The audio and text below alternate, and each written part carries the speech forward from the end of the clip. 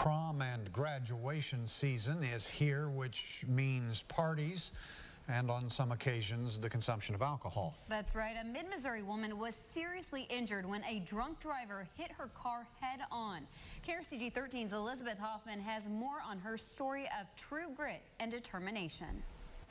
It's been a long 4 years for Carey Portell. She was the victim of a senseless drunk driving accident. After several surgeries and hours of therapy, she's found a whole new way of life. But she's also found a way to use the accident to teach others about the seriousness of drinking and driving.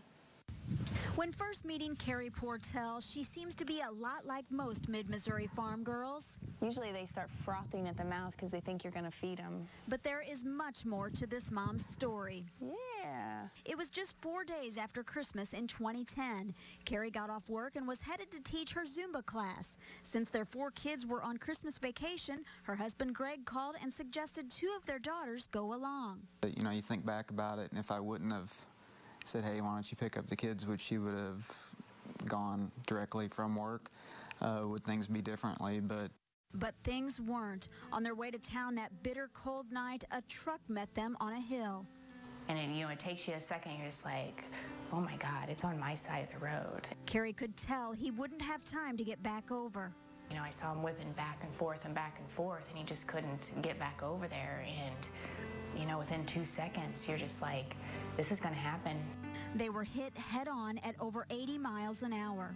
I remember seeing lights flash, and I saw the sparks and everything. Olivia was 12 and Kenzie was just 10 years old. I tried to scream, but nothing came out.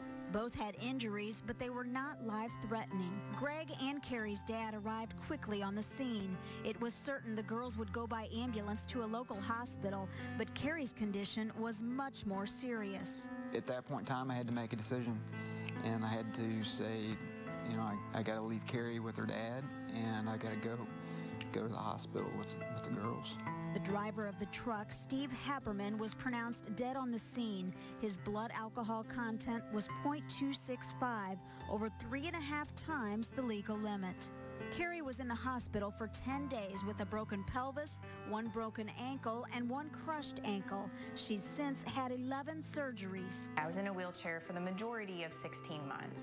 The entire family has been forever affected. I was so proud of her, the way she handled everything the past few years. It was so difficult to watch her go through all of this, and it was probably the most amazing thing I've ever watched anyone do. I feel very blessed that she's still here. She's still in my life, in our lives. You know, I'm extremely proud of the person that she is.